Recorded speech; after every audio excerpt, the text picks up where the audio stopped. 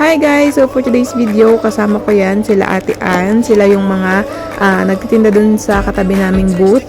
So papunta kami ngayon sa Pasar dito sa malapit sa The Mall.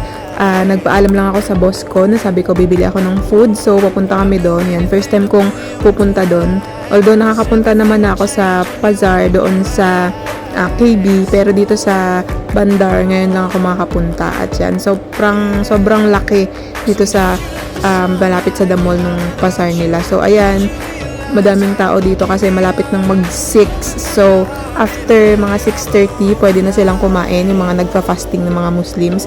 So kami, nakikisabay kami sa pagbili ng kasi hindi rin nga kami nakakakain ng ang tawag dito, publicly. So mamayang mga 6:30, ayan, bumibili na kami ng pagkain para sa kakainin namin kasi gutom na rin kami.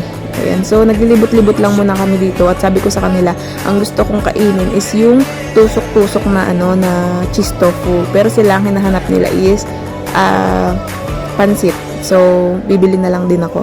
So ayan, sumusunod lang ako sa kanila, nag-video lang ako dito sa likod. Ayan.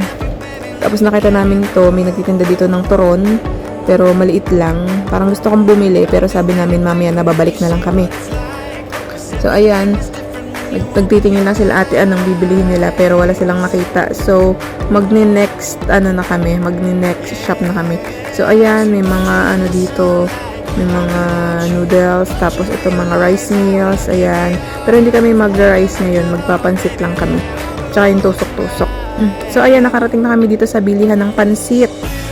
So ayan, nandito kami sa bilihan ng pansit. So ang binili ni Ate Ann is yung malalaking noodles. Kami naman is itong bihon. So $1 lang yan.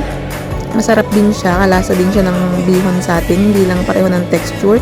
Tapos nakarating na kami dito sa bilihan ng tusok-tusok, yung sabi ko na favorite ko. Tapos nakakita ako dito ng ng balona ng manok at saka puwet ng manok. Ayan, so ipapaihaw namin to, papainit namin. Bumili rin sila. Ang kay Ate Ann is yung ang balunan at saka yung mahaba na yun. Nakalimutan ko na kung anong tawag doon.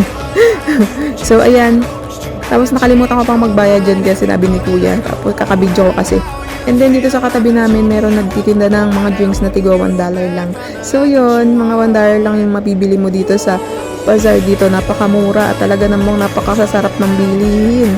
Ayan, so yun lang for today's video. Bye bye.